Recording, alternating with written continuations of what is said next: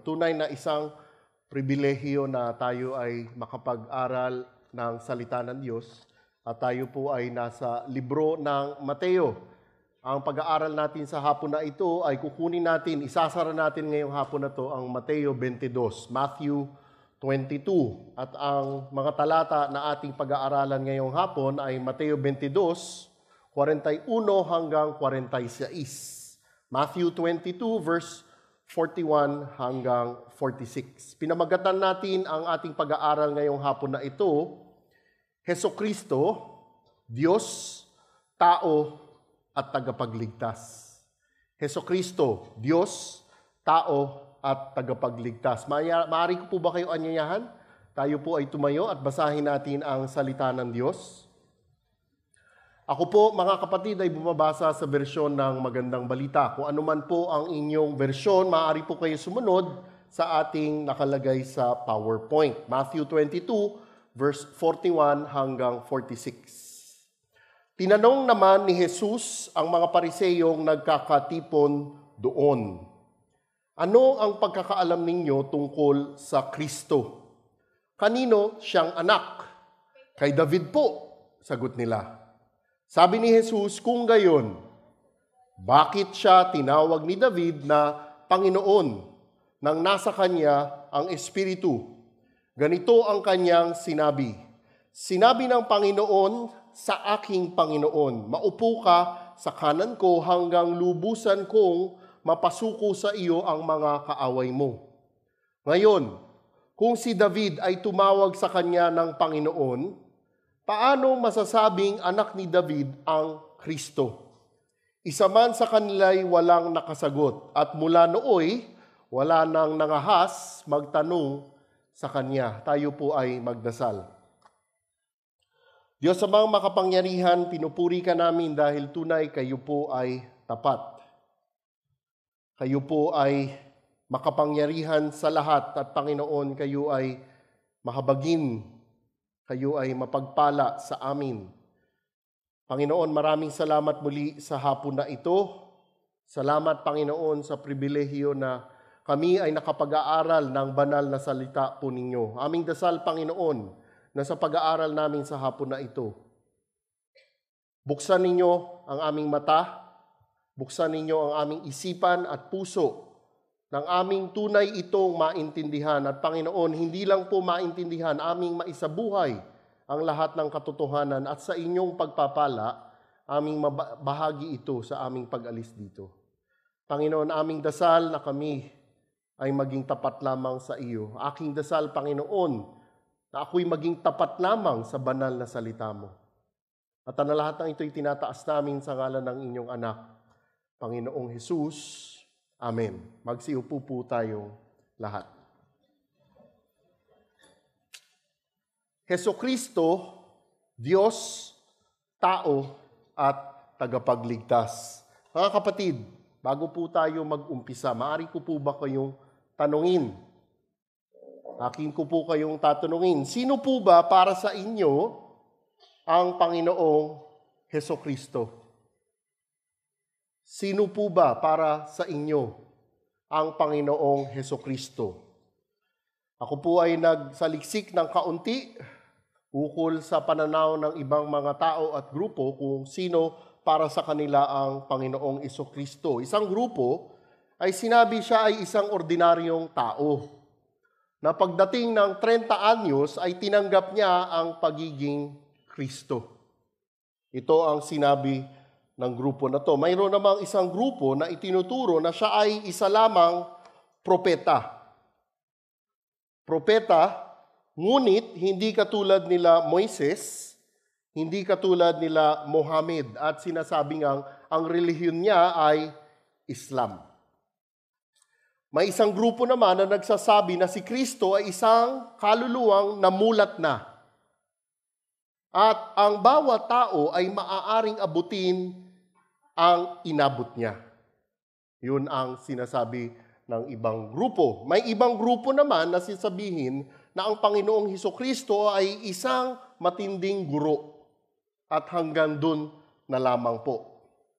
At ito, pakinggan ninyo, may mga grupo na nagsasabi na siya ay kapatid ni Lucifer. Na mula nung umpisa pa lang, magkapatid na sila ni Lucifer. At mayroon namang isang tao na nagsasabi na siya ang Kristo. Hindi ko alam kung kilala ninyo kung sino ito.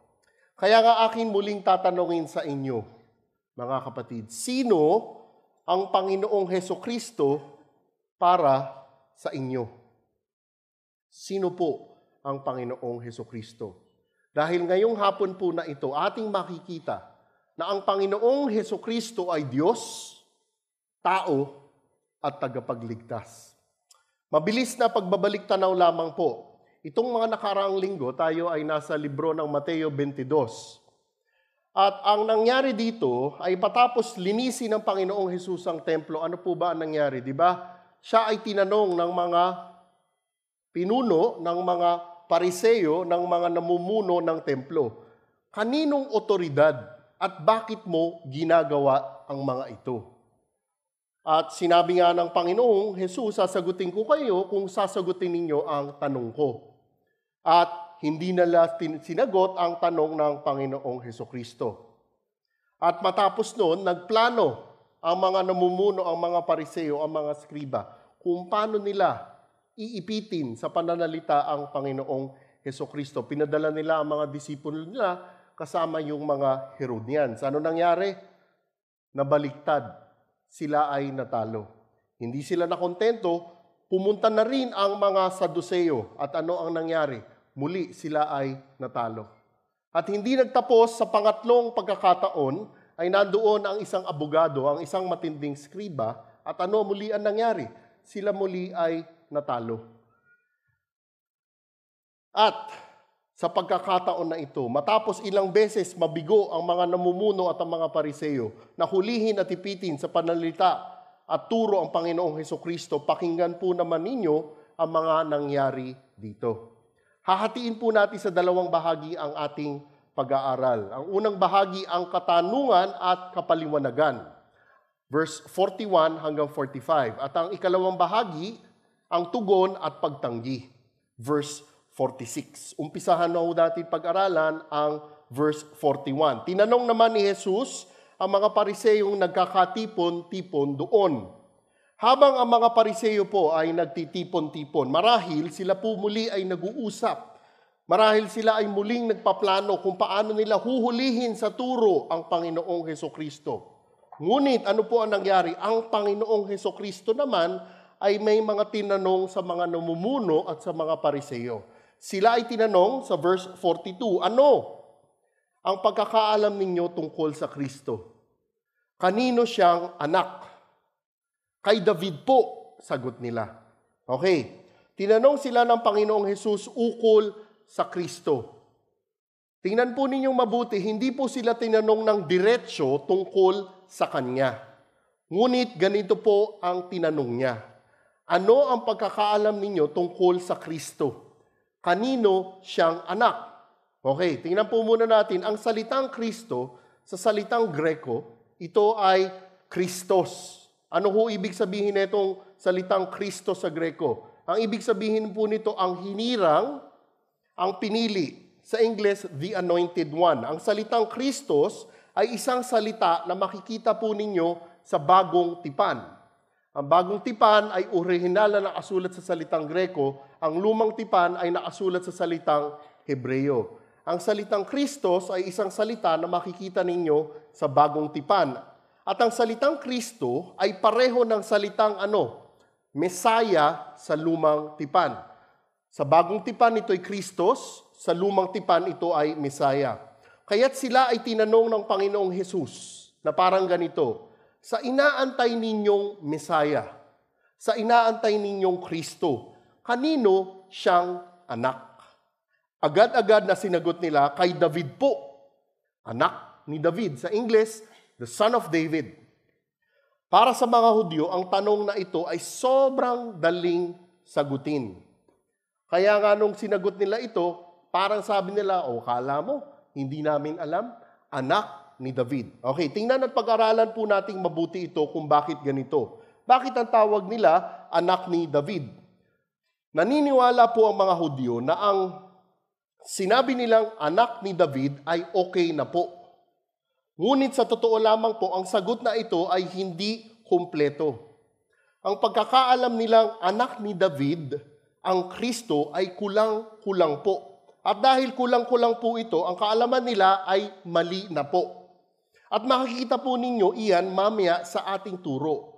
Ang pagkakaintindi po nila ay ang Kristo ay isa lamang ordinaryong tao. He was just an ordinary man. Akala nila ang Kristo ay isang tao na ililigtas sila sa politika, sa ekonomiya at sa problema nilang pera.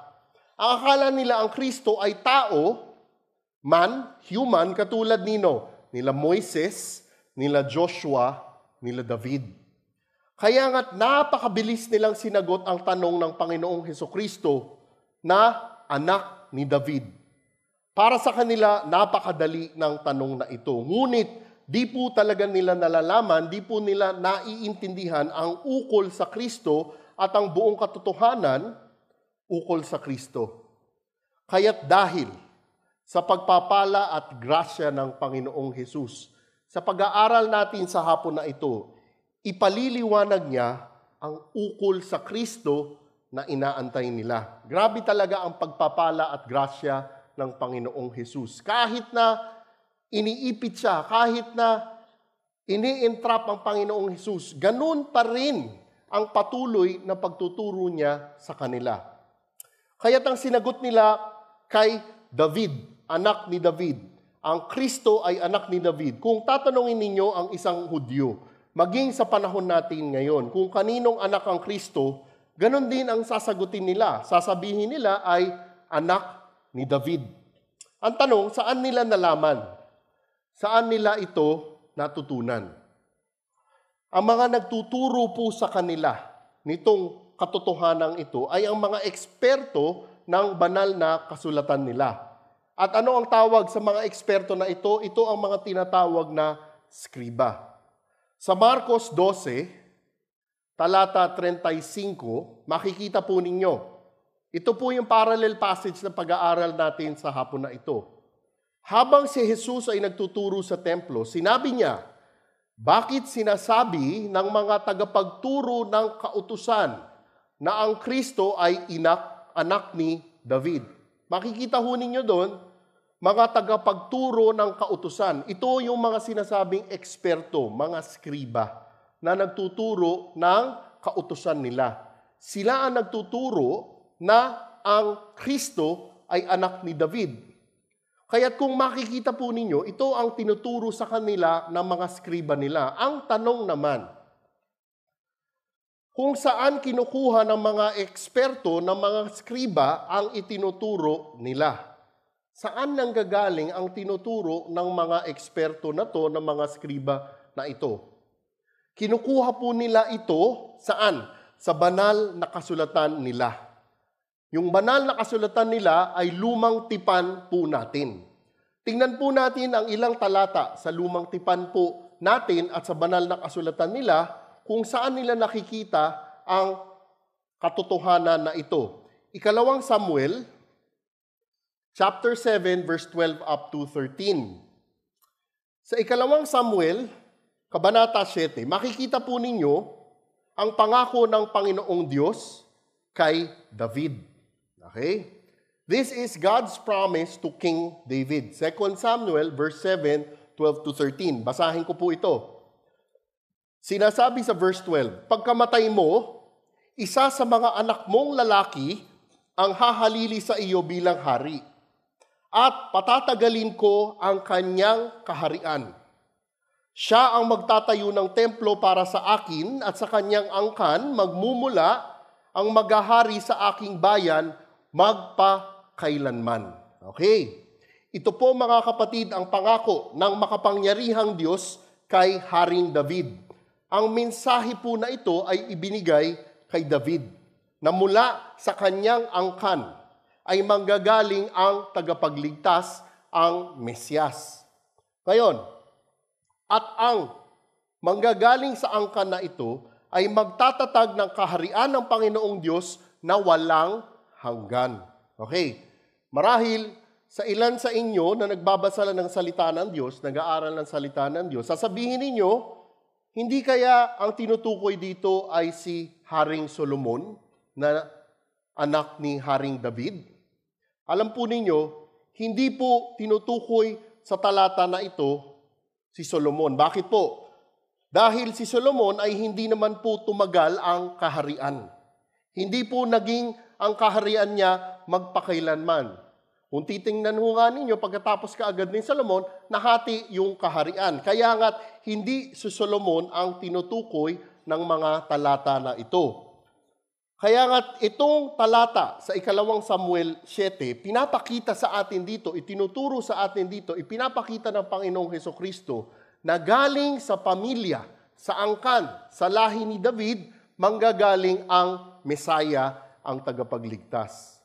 Kaya nga ho, nabuo ang talata na sinasabing anak ni David, son of David. Ito ho yung terminolohiya na ginagamit nila para tukuyin ang Mesaya. Isa pa ho, mula sa awit 89, talata 34 hanggang 37. Babasahin ko po sa inyo. Ang tipan sa kanya'y di ko sisirain, ni isang pangako'y di ko babawiin. Sa aking kabanalan, ipinangako ko kay David ay hindi magsisinungaling. Lahit trono'y niya'y hindi magwawakas, hanggang mayroong araw tayong sumisikat, katulad ng buwan na hindi lilipas, matatatag ng tanda doon sa itaas. Muli, sa talata na ito, ipinapangako ng makapangyarihang Diyos na mula sa lahi, sa pamilya ni David, sa mga anak niya, manggagaling ang pinangakong Mesaya. At ang Mesaya na ito ay itatatag ang kaharian ng Panginoong Diyos magpakailanman. Mga kapatid, this truth about the Messiah coming from the line of David, itong katotohanan na ito na manggagaling sa angkan ni David, ng pamilya ni David, ay makikita nyo sa lumang tipan. It can be seen all over the Old Testament. Makikita nyo ito sa tinatawag na major prophets. Makikita nyo ito sa mga tinatawag na minor prophets. At ang mga Hudyo naintindihan mabuti ang katotohanan na ito. At ang naging konklusyon ng mga Hudyo, para sa kanila, sila ay nag-conclude na dahil si Haring David ay tao, because he is man, he is human, pues, ang Kristo ay isa ring tao, isa ring man, isa ring human. Dahil ang Haring David ay isang tao. Kaya nga, itong talata na sinasabing Son of David, anak ni David, ito ang alam nila, ito ang katotohanang pinanghahawakan nila. Kaya nga't yung sinagot nila ay bahagya tama. Ngunit, datapwat ito ay bahagyang tama, ito ay kailangan makumpleto ng isang aspeto. At makikita po natin yan sa pag-aaral ngayong hapon na ito. Ang tanong, kung kulang ang kaalaman nila, kung kulang ang katotohanang nalalaman nila, paano nila ngayon malalaman ang buong katotohanan? If they had an incomplete knowledge about the Messiah, how would they know? Saan manggagaling ang katotohanan na ito? Mga kapatid, walang iba kung hindi sa banal na kasulatan. At yan mismo ang ginawa ng Panginoong Hesukristo. Verse 43, sinabi ni Jesus, kung gayon, bakit siya tinawag ni David na Panginoon nang nasa kanya ang Espiritu? Ganito ang kanyang sinabi. Sinabi ng Panginoon, sa aking Panginoon, maupo ka sa kanan ko hanggang lubusan kong mapasuko sa iyo ang mga kaaway mo. Para palawigin, linawin at itama ang alam nila ukol sa Kristo na inaantay nila, bumalik ang Panginoong Hesus sa banal na kasulatan nila. Okay. Makita po mismo ninyo ang Panginoong Hesus para ibigay ang katotohanan, para ibigay ang tamang kaalaman. Ano ang ginawa niya? Mismong makapangyarihang Diyos po natin, ginamit ang banal na kasulatan. Ano ho ito? On a side note, ano ang gagawin ninyo para malaman ninyo ang katotohanan ukol sa Panginoong Hesukristo? Saan ho kayo pumupunta? Sino ang tinatanong ninyo? Sabi ko nga kaninang umaga, kung tanongin nyo si Pastor George, kung sino ang Kristo at binigay niya lamang ang opinion niya, malaki ang problema. Ngunit, kung tanongin niyo si Pastor George, Pastor EJ, Brother Peter, ang tungkol sa Kristo at binuksan nila ang Biblia, makasisiguro po kayo na tama ang sagot nila. Kaya nga ang tanong, where do you go when you want to know about the Lord Jesus Christ? Mismo ang Panginoong Jesus bumalik sa banal na kasulatan. At ano ang sinabi niya? Mula sa awit 110 verse 1. Dahil kulang nga ang kaalaman nila, dahil kulang ang katotohanan ng alam nila, bumalik ang Panginoong Hesukristo sa Biblia nila. Awit 110 verse 1. Sinabi ni Yahweh sa aking Panginoon, maupo ka sa kanan ko, hanggang lubusan kong mapasuko sa iyo ang mga kaaway mo. Sa English, the Lord says to my Lord, sit at my right hand until I make your enemies a footstool for your feet. Okay. Mga kapatid, ang awit 110 ay isinulat ni Haring David. Kung bubuksan ninyo ang mga Biblia ninyo, makikita nyo sa Psalm 110 nakasulat doon, ang sumulat nito ay si Haring David. At para po sa kaalaman nating lahat ngayong hapon na ito, ang awit na ito, awit 110, ay tumutukoy saan? Tumutukoy po sa tagapagligtas, sa Mesaya, sa Kristo. Ang tawag sa Ingles dito, ito ay isang messianic psalm. Nang sinabi ni David ang mga salitang aking Panginoon, pag tinignan ninyo, sa English, my Lord. Aking Panginoon, sa English, my Lord, nang sinabi niya to, siya ay tumutukoy sa Mesaya, sa tagapagligtas. Kaya nga't naiintindihan po ng mga Hudyo na ang awit na ito ay ukol sa Mesaya. Ang problema, alam nga nila na ito ay ukol sa Mesaya, ngunit di talaga nila naiintindihan ang buong katotohanan ukol sa talata na ito. Alam nilang Mesaya ang pinag-uusapan dito, ngunit yung buong katotohanan, hindi nila maintindihan. Kung kayo nga ay magsasaliksik ukol sa awit na ito, awit 100 Gs, no? 110. Itong awit na ito ay pinaka-ginagamit at binabanggit sa ating bagong tipan. It is the most quoted psalm in the New Testament. Ginamit ito ni Pedro sa libro ng Gawa, Kabanata 2. Ginagamit ito palagi ni Apostol Pablo. Ginagamit ito ng sumulat ng libro ng Hebreo. Makikita nga ninyo itong awit 110 na ito sa libro ng Mateo, libro ng Marcos, at libro ng Lucas. This is the most quoted psalm in the New Testament. Ngunit, ito nga ang most quoted psalm sa New Testament. Ito rin, psalm na ito, itong awit na ito, ang paborito ng mga kalaban ng Panginoong Hesukristo. Paborito nilang tirahin ito, paborito nilang misinterpretin itong awit na ito. Marami ang magsasabi na ang awit 110, una, hindi tungkol sa Mesaya. Marami ang magsasabi na ang Psalm 110 ay hindi sinulat ni David. Sasabihin nila na hindi ito maaaring sinulat ni David dahil hindi pa alam ni David kung paano magsulat ng ganitong klaseng sulat. Pero pag tiningnan ninyo mabuti ang mga talata dito, mismong inaapirma ng Panginoong Hesukristo na ito ay ukol sa Mesaya. At mismong inaapirma ito ng Panginoong Hesukristo na sinulat ni David ito. Kaninang umaga, 3 katotohanan ang pinakita po natin dito. Ngunit, gusto ko lamang puntuhin ang isang matinding katotohanan ukol sa awit na ito. Tingnan po natin mabuti ito. Okay.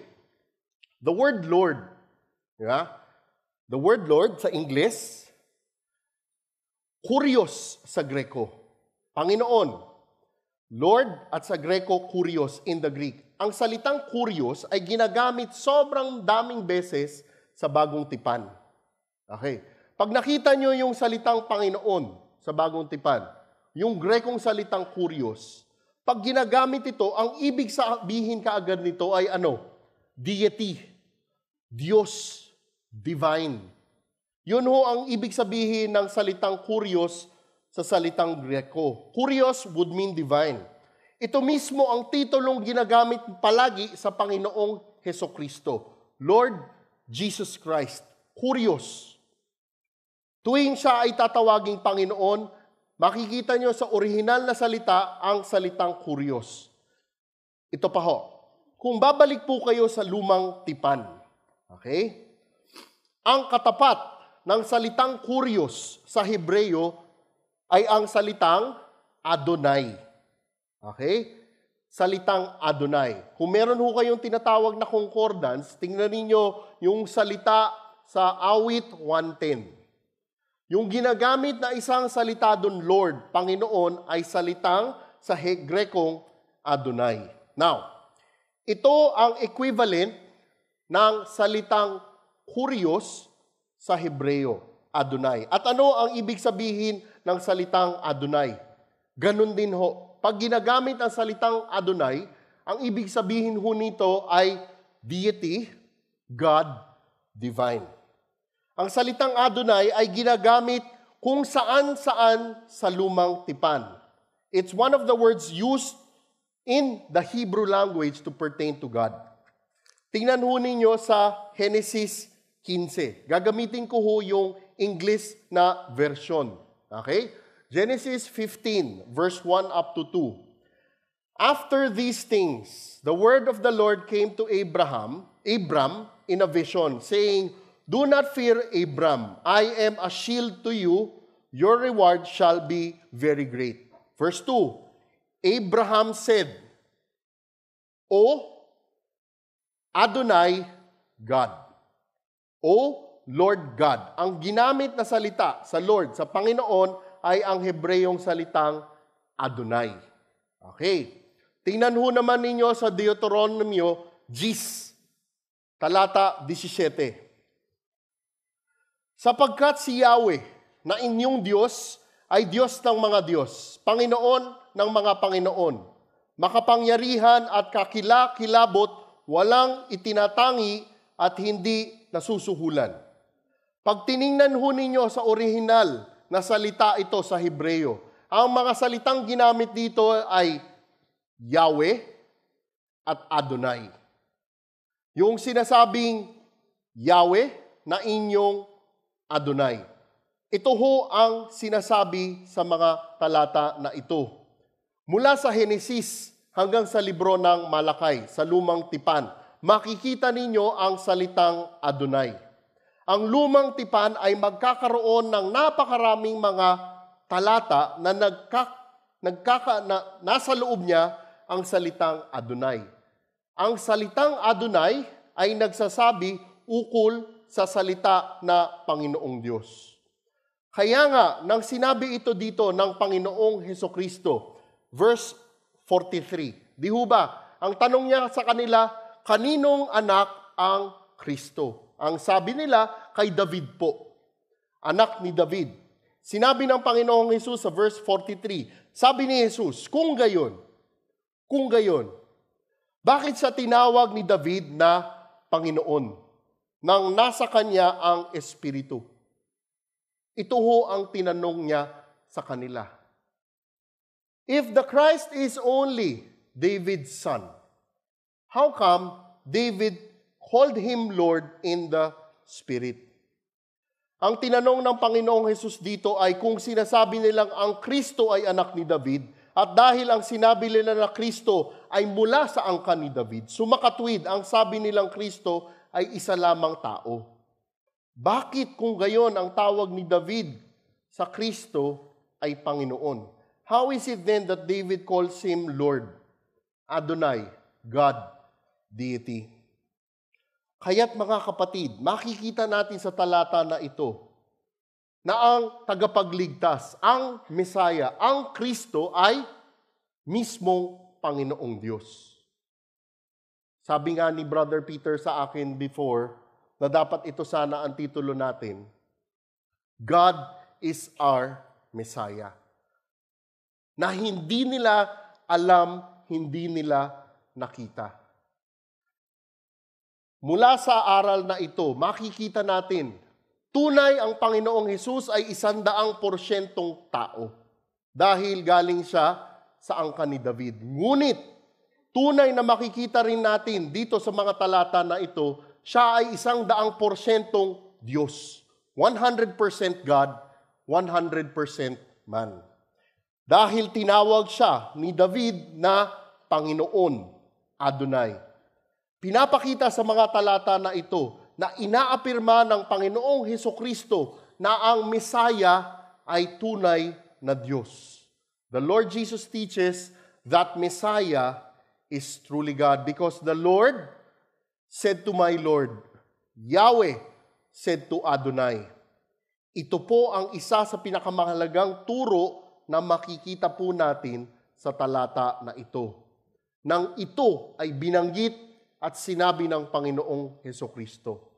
Ngayon, siguro marahil iba sa inyo, o yung ibang magkokomento, siguro di kaya nagkamali si David. Hindi kaya na-carried away lang siya dahil sa emosyon niya na tinawag niya ang Kristo Panginoon. Di kaya ganon? Actually, alam na ng Panginoong Hesus ang iisipin ng mga tao. 2,000 years ago, up to today, alam niya na titirahin ito ng tao. Alam niya na kukutyain ito ng tao, ang turo na ito. Bumalik ho kayo sa verse 43. Balikan po ninyo ang verse 43. Sasagutin ito ng Panginoong Hesukristo. Kung gayon, bakit siya tinawag ni David na Panginoon nang nasa kanya ang Espiritu? Nakita ho ninyo yun? Nang tinawag ni David na ang Messiah ay Panginoon, ano ang binanggit sa talata? Tinawag ni David na Panginoon nang nasa kanya ang Espiritu. Sa English, David was in the Spirit. When David called Messiah Lord, he was in the Spirit. Ano ibig sabihin ho nito? Sinasabi ng mga talata na ito, this simply means that David was under control of the Holy Spirit. Siguro sasabihin ng iba, wala naman sinabing Holy Spirit dun eh. Di ba? Spirit lang. Let Scripture interpret Scripture. Tingnan ho ninyo sa Marcos 12:36. Ito yung version ni Marcos ng parehong turo na ito. The parallel passage of Mark gives us the version of Mark. Verse 36, David himself said in the Holy Spirit. Makikita ho ninyo sa version ninyo na mismong sinabi dito ay Espiritu Santo. Ergo, therefore, inapirma mismo ng Panginoong Hesukristo na nang sinabi ni David ito, he was under the influence and inspiration of the Holy Spirit. Hindi ito galing lamang sa kanya. Hindi lang ito galing sa pag-iisip niya.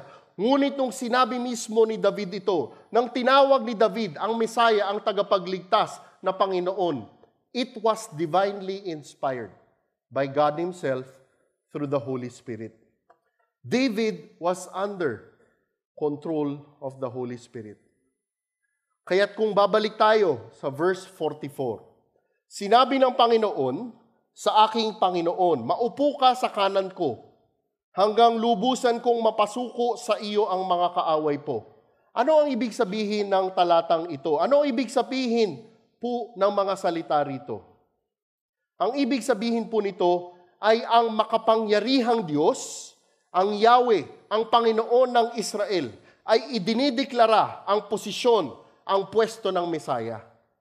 Idinideklara ng makapangyarihang Diyos na ang Messiah ay uupo sa kanan niya. Na nagkakahulugan na ano po, na ang Messiah ay may kaparehong kapangyarihan tulad ng kapangyarihan ng makapangyarihang Diyos. Ito po ang ibig sabihin ng mga talata na ito. The right hand of God is the symbol of authority. Pag tinanong ko po kayo dito, tinanong ko kaninang umaga ito, tinanong ko sa youth kahapon ito, majority of us sa kwarto nito, tama kaya ako, right-handed. Right? Majority in this room, in this hall, right-handed. At ang kanang kamay natin ay simbolo ng ating lakas. Kahit anong gawin ninyo, mas malakas talaga ang kanan natin kaysa sa kaliwang kanan natin. Ito ho ang pagsasalarawan na ibinibigay dito.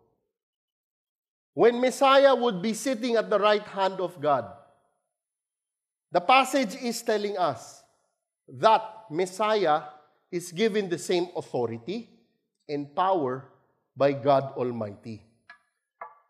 Kaya nga sa verse 44, sinasabi rito, maupo ka sa kanan ko, hanggang lubusan kong mapasuko sa iyo ang mga kaaway mo. Mga kapatid, mayroong mga tao na tutuligsa sa Panginoong Hesukristo. Mayroong mga tao na hindi tatanggapin na ang Panginoong Hesukristo ay Diyos at sasabihin nilang siya lamang ay tao. May mga tao na sasabihin na siya ay hindi Panginoon nila, hindi tagapagligtas nila. Alam po ba ninyo, God Almighty has already declared na ang lahat ng mga taong tumutuligsa, ang lahat ng mga taong kumakalaban ay ano po? Mapapasuko sa Panginoong Hesukristo. Ang ganda nga sa English na ito. Ano ang sinabi? Ultimately, all these enemies will become His footstool. Footstool. Ano ibig sabihin sa English na to? Na everyone who will oppose the Lord Jesus Christ, yung enemies ni Jesus Christ, will be His footstool. Sa gitnang silangan, ang talata na ito, ano ang ibig sabihin? This was a Middle Eastern tradition sa gitnang silangan, na kapag ang isang hari natalo ang mga kalaban niya, ilalagay niya ang paa sa mga leeg nila. Makikita ninyo ito sa libro ng Joshua. Okay? Ginawa yata ito ni Joshua. Tinawag yung mga tinalong mga hari, mga kalaban. At alam ninyo ang ginawa, inilagay ang paa sa leeg. At sa grasya na lamang ng Panginoon siguro, pag inilagay ang paa ng haring nanalo sa kalabang hari, onting ganun niya lang sa leeg nito, patay ho ang kalaban na ito. Ito ho yung pinapakitang sinisimbolo dito, isinasalarawan dito. Balang araw, darating ang araw, ang lahat ng mga kalaban ng Panginoong Hesus ay magiging tungtungan ng kanyang paa. Symbolically. They will be placed under His feet. Verse 45. Ngayon, kung si David ay tumawag sa kanya ng Panginoon, paanong masasabing anak ni David ang Kristo? If David calls the Messiah Lord, Kurios, divine, God, how then can the Messiah be His Son? Ano ang naging tugon nila? Makikita natin yan pagkatapos ng ating unang prinsipyo.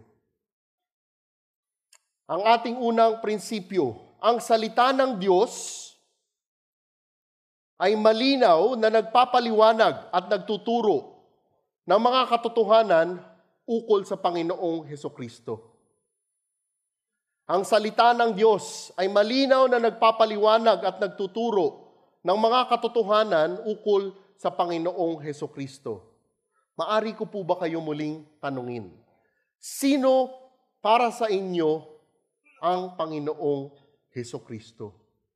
Who do you say is the Lord Jesus? Do you say that He is truly God? He is truly Lord. He is truly the Savior. Ito hong ikalawang tanong. Gawin ho nating personal ang tanong na ito. Sino ang Panginoong Hesukristo sa buhay ninyo? Sino ang Panginoong Hesukristo sa buhay ninyo? Siya ba ay tunay na Panginoon mo? Siya ba ay tunay na tagapagligtas mo? Ngayon, dahil by God's grace, karamihan sa atin ay mga Kristiyano. Siguro sasabihin nyo, Brother Rico, alam ko na yan eh. He is truly God, He is truly divine. He is my Lord, He is my Savior. Pakinggan ho natin ito. Kung sinasabi mong tunay siyang Panginoon, kung sinasabi mong tunay mo nang tinanggap siya bilang personal na tagapagligtas mo, ang tanong, paano ito nakikita sa buhay mo? If He is truly your God, your Savior, paano ito nakikita sa buhay mo? Kasi yung mga kapatid, napakadaling sabihin, yes, He is my Lord. Yes, He is my Savior. Pero nakikita ba ito sa salita mo? Nakikita ba ito sa mga gawa mo? O Kristiyano ka pag nandito ka, paglabas mo, ibang-iba ka na. Kristiyano ka pagkasama mo ang mga kaibigan mong Kristiyano. Ngunit pagkasama mo na ang mga barkada mo na hindi Kristiyano, mas masama ka pa, mas malala ka pa. If you say He is truly God, He is Lord, di ho ba dapat, God, we obey? Kung sinasabi mo naman na hindi ka pa sigurado, na tinanggap mo na ang Panginoong Hesukristo bilang personal na tagapagligtas mo, ano kaya ang dahilan kung bakit ganito? Kung sinasabi mong hindi ka pa sigurado, hindi mo pa tinatanggap ang Panginoong Hesukristo bilang personal na tagapagligtas mo, ano kaya ang dahilan nito? Matapos ibigay na ang lahat ng katotohanan, lalo na tayo by God's grace, di ba? Siguro ganon katindi tayo sa CCF Parañaque, Tagalog, Alabang. We have to go through the book of Matthew already 3 years. Siguro ganon katigas ang ulo natin na kailangan we have to go through it several years. Kasi mga kapatid, sobrang dami na, sobrang tindi na mga katotohanang ibinibigay sa atin. At kung hanggang sa punto na ito, hindi ka pa sigurado na si Kristo ang tagapagligtas mo, ano kaya ang dahilan nito? Kaya nga, ano ang maaaring maipagdasal natin? Para lubusan at tunay na makilala natin ang Diyos na makapangyarihang nagligtas sa atin. Tingnan natin ang ikalawang bahagi ng ating pag-aaral. Ang tugon at pagtanggi. Verse 46. Isa man sa kanila'y walang nakasagot. Walang nakasagot. At mula nooy wala nang nangahas magtanong sa kanya, mga kapatid, itong katanungan na ito, na di nila masagot, kumbaga parang naging isang bugtong ang tanong ng Panginoong Hesukristo sa kanila. Yung tinanong sa verse 45. Kung sinasabi ninyo na ang Kristo ay anak ni David, bakit siya tinatawag ni David na Panginoon? Hindi masagot, hindi mabigkas ng mga nakikinig sa Panginoong Hesukristo. Ang mga nasa isip nila, ang mga puso nila. Ang tanong naman, paano kaya ito na idugtong ng Panginoong Hesus? Ang mga turo na ito sa Kanya. How did the Lord Jesus connect all this truth to Himself? Diba? Kasi ang tinanong niya naman, hindi niya naman tinanong ng verse 41, what do you think of me, the Christ? No, hindi ganun ang tanong niya. Ang tanong niya sa kanila, what do you think of the Christ? Ano ang alam ninyo sa Kristo? Kaninong anak siya? Diba? So lahat ng turo na ito, paano na iduktong sa kanya? Okay, tingnan natin mabuti. Si Mateo, na may akda ng libro na ating ngayong pinag-aaralan. Kung aalalahanin nyo, Genesis chapter 1, di ba? Sa libro ng Mateo, unang inilagay at sinulat ni Mateo ang ano? Ang angkan ng Panginoong Hesukristo. Kabanata 1, ito ang talaan ng mga ninuno ni Hesukristo na mula sa angkan ni David, na mula naman sa lahi ni Abraham. At kung titingnan din po ninyo ang libro ng Lucas, isinulat din ni Lucas ang talaan ng angkan ng Panginoong Hesus. Ang tanong, bakit po nila kaya isinulat ito? Bakit kaya nila ginawa ito? Why did Matthew and Luke have to write the genealogy of the Lord Jesus Christ? Alam po ninyo, kung ang Panginoong Jesus ay hindi nanggaling sa angkan ni David, ito ay isang magiging napakalaking problema. Bakit ho? Dahil alam ng mga Hudyo na ang darating na Mesaya ay galing sa angkan ni David. Ganito ho yun. During the Lord's time, or even before the Lord's time, kung mayroong magsasabi na siya ang Kristo, siya ang Mesaya, ano ang gagawin ng mga namumuno ng templo, ng mga Pariseo, ng mga Saduceo? Pupunta sila sa templo nila. Ilalabas nila yung genealogy ng mga pamilya nila. Tanungin ko kayo, kaninang umaga. Brother Ben, kilala mo pa ang lolo mo? First name? Yes. Anong pangalan, kapatid? Luciano. Okay. Alam ni Brother Ben, yung lolo niya. Ito, Brother Ben, yung lolo ng lolo mo, kilala mo pa? Hindi na, di ba? Sino dito ang may alam pa ng lolo mo? Baka, dapat naman. Wala. Ito. Yung lolo ng lolo mo. Wala na. Bakit ko tinatanong sa inyo ito? Ang mga Hudyo ng panahon ng Panginoong Hesukristo, nakasulat ang mga pamilya nila. Bakit ho? Ganito ho ang mga Hudyo. Kung may dumating na Mesaya, na nagsasabing Mesaya siya, ang gagawin nila, titingnan nila yung talaan nila. Susundan nila ang kanyang pamilya. At pag ito, hindi tumumbok kay Haring David, sasabihin kagad nila, ikaw ay hindi Mesaya. Ito ho ang konteksto nito. Kaya alam ho ninyo, personal na nakasisiguro ako na ginawa ito ng mga Pariseo, ng mga namumuno sa Panginoong Hesukristo. Immediately, they would check the genealogy of the Lord Jesus Christ. Ganito ho yun. Nung panahon ng Panginoong Hesukristo, buo pa ang talaan na ito. Ngunit, pagdating nung AD 70, kung alam ho ninyo, binanggit na ho natin ilang beses ito, AD 70, nasira ang templo. Nasunog ang templo. Ang lahat ng talaan na ito, nawala na, nasira na. AD 70. Some 30 years after the Lord Jesus died and after the Lord Jesus resurrected. Ang tanong, paano yun? Nasira na yung talaan nila. Hindi na ho kailangan. Bakit? Dahil dumating na ang Mesaya. Kaya't kung pupunta kayo sa Israel, wag lang ngayon, gera ho dun ngayon, no? Tatanungin mo, sino ang lolo ng lolo na lolo? Hindi na nila masusundan, hindi na nila matatandaan dahil wala na ho ang talaan.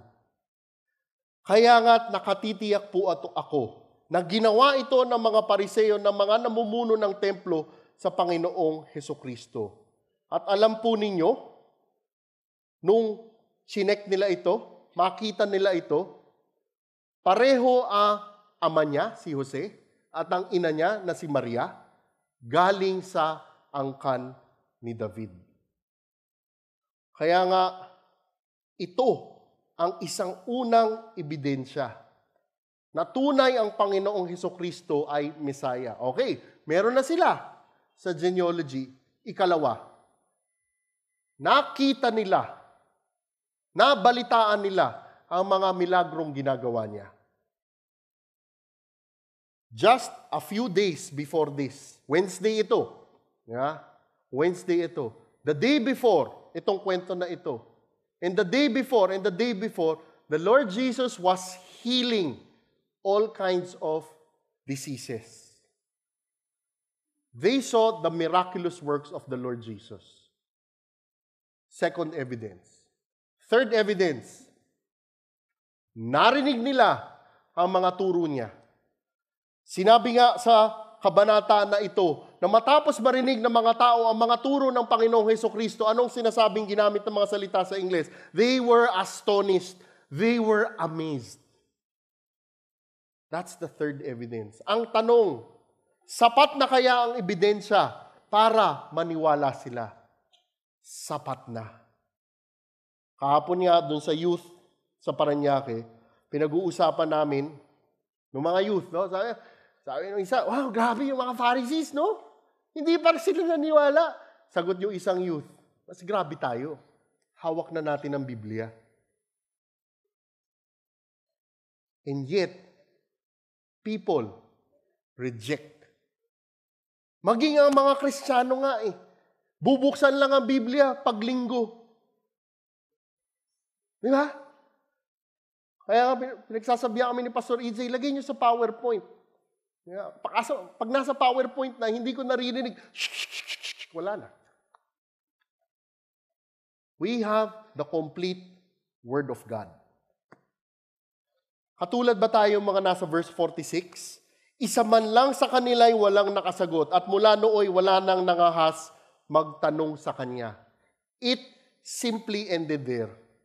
Wala kayong makikita dito sa kabanata na ito, kahit sa gitna ng chapter 22 and 23, wala kang makikita ni isang binanggit na siya ay naniwala, siya ay tumalikod sa kasalanan niya.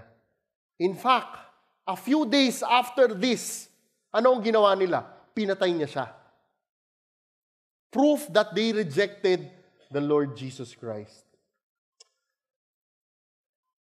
Mga kapatid, nakalulungkot na nung panahon ng Panginoong Hesukristo at maging sa panahon natin ngayon, people will continuously reject the truth about the Lord Jesus Christ. People will continuously reject the truth and teachings of the Lord Jesus Christ. Ang tanong, bakit kaya ganito tayong mga tao? Bakit kaya? Juan 3:18 hanggang 20. Hindi hinahatulang maparusahan ang sumampalataya sa anak. Ngunit, hinatulan na ang hindi sumasampalataya sapagkat hindi siya sumasampalataya sa kaisa-isang anak ng Diyos. Ganito ang paghatol ng Diyos na parito sa sanlibutan ng ilaw, ngunit inibig pa ng mga tao ang dilim kaysa liwanag sapagkat ang kanilang mga gawain ay masasama. Kinasusuklaman ng mga gumagawa ng masama ang ilaw, ni hindi lumalapit dito upang hindi mahayag ang kanilang mga gawa. Ano sinasabi ng mga talata na ito? Familiar kayo sa ipis? Cockroach. No? Familiar kayo. Mamayang gabi, subukan ninyo, kung sa garahe ninyo madilim, no? Patayin nyo muna ang ilaw, subukan ninyong buksan. O minsan sa kusina ninyo, no? Sa kusina. Wow, ipis. Pag patay ng ilaw at biglang buksan ninyo, makikita niyo yung ipis. Ano gagawin ng ipis? Tatago. Bakit? Ayaw ng ipis ng liwanag. Sorry ganun tayong tao. We reject the light because we love our sins. And that is so sad. Ang mga tao ngayon, tatanggihan ng Panginoong Hesukristo, tatanggihan ang mga katuruan at katotohanan ng Panginoong Hesukristo dahil ayaw ng tao ang mga turo ng Panginoong Hesukristo. Dahil po dyan, ito ang huling prinsipyo. Ang mga katotohanan at turo ng Panginoong Hesukristo ay di tatanggapin ng mga di kumikilala sa Panginoong Hesukristo. Muli, ang mga katotohanan na turo ng Panginoong Hesukristo ay di tatanggapin ng mga di kumikilala ng Panginoong Hesukristo. Maari ko po ba kayong muling tanungin? Sa paanong paraan mo kaya tinatanggihan at nilalabanan ang mga katuruan, ang mga katotohanan ng Panginoong Hesukristo? In what way do we reject and deny the truth about the Lord Jesus Christ and His teachings? Paano kaya ito nakikita sa buhay mo? Na tunay na nilalabanan mo ang mga katotohanan niya, ang mga turo niya. May I just share? Sabi ng Panginoong Diyos, tayo ay makasalanan at ang makasalanan ay parurusahan ng kamatayan. God said that if we sin, we will die. Do we really believe that?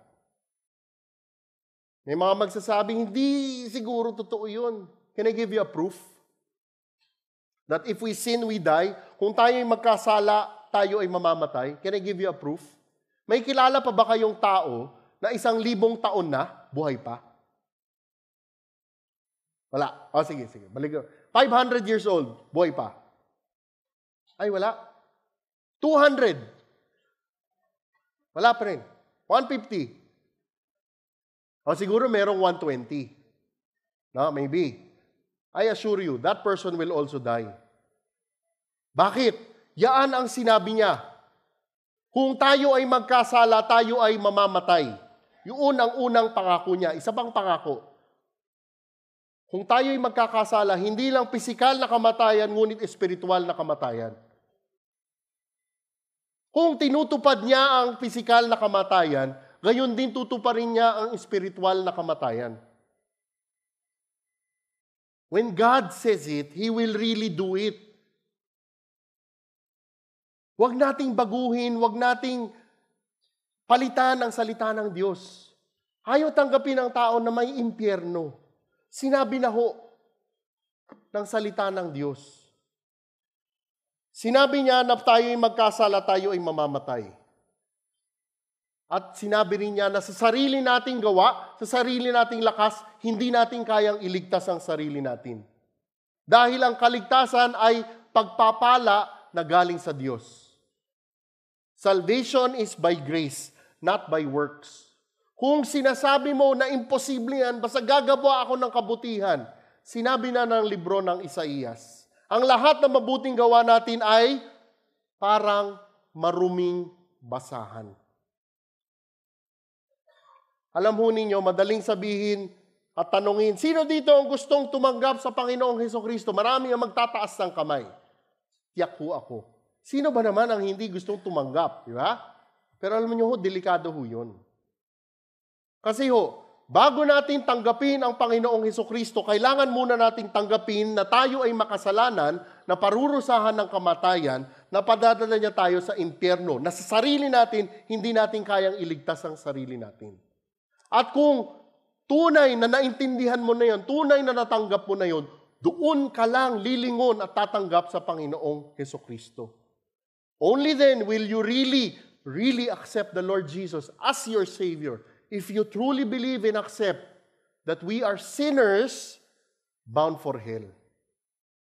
Kaya nga mga kapatid, ano ang nararapat na tugon natin matapos na matutunan natin ang mga katotohanan sa banal na kasulatan natin?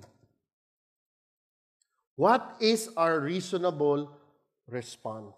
We are already in Matthew 22. Pagtungtong ng Matthew 23, iba na ang tema, ang pananalita ng Panginoong Hesukristo.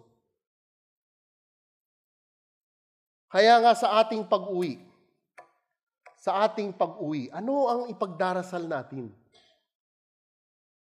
Kung sinasabi mong tinanggap mo na ang kaligtasan na galing sa Kanya, ano ang unang gagawin nating pag-uwi natin? Let's pray. Let's pray na ibabahagi natin ito sa mga pamilyang hindi pa kilala ang Panginoong Hesukristo, sa mga kaibigang hindi pa kilala ang mga Panginoong Hesukristo, sa mga tao na hindi pa kilala ang Panginoong Hesukristo. Kung hindi mo pa tinatanggap ang Panginoong Hesukristo, sa hapon na ito, ano sa tingin mo ang nararapat na gagawin mo?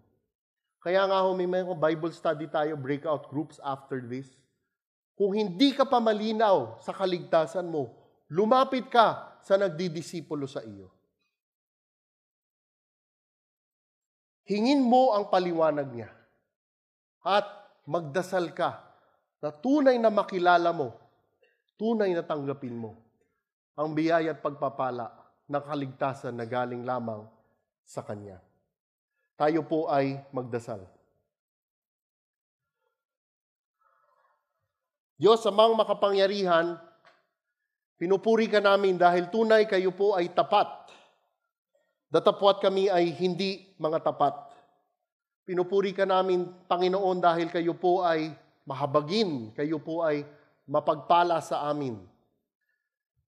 Panginoon, maraming salamat muli sa hapon na ito. Maraming salamat, Panginoon, sa mga katotohanang itinuturo po ninyo. Aming dasal, Panginoon, na ang mga katotohanang ito ay tunay na maintindihan namin.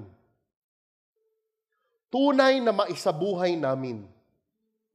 At Panginoon, sa inyong pagpapala, tunay na maibahagi namin. Alam namin, Panginoon, na sa sarili naming lakas, sa sarili naming talino, hindi nga namin maiintindihan ito kung hindi dahil sa inyong pagpapala, awa at grasya. Aming dasal, Panginoon, na buksan ninyo ang aming mata, puso at isipan, na tunay naming maintindihan ang biyaya ng kaligtasan. Aming dasal, Panginoon, na sa mga breakout group namin, sa aming pag-uwi, naway kami maging tapat. Hindi lang kami Kristiyano habang nandito, ngunit sa pag-uwi namin, makita sa mga pananalita namin, makita sa mga gawa namin, makita ng ibang tao na tunay kami ay mga disipulo ng Panginoong Hesukristo. Aming dasal, Panginoon, ang pag-iingat po ninyo. At ang lahat ng ito ay dinataas namin sa ngalan ng inyong anak, Panginoong Jesus. Amen. Palakpakan po natin ang Panginoong Diyos.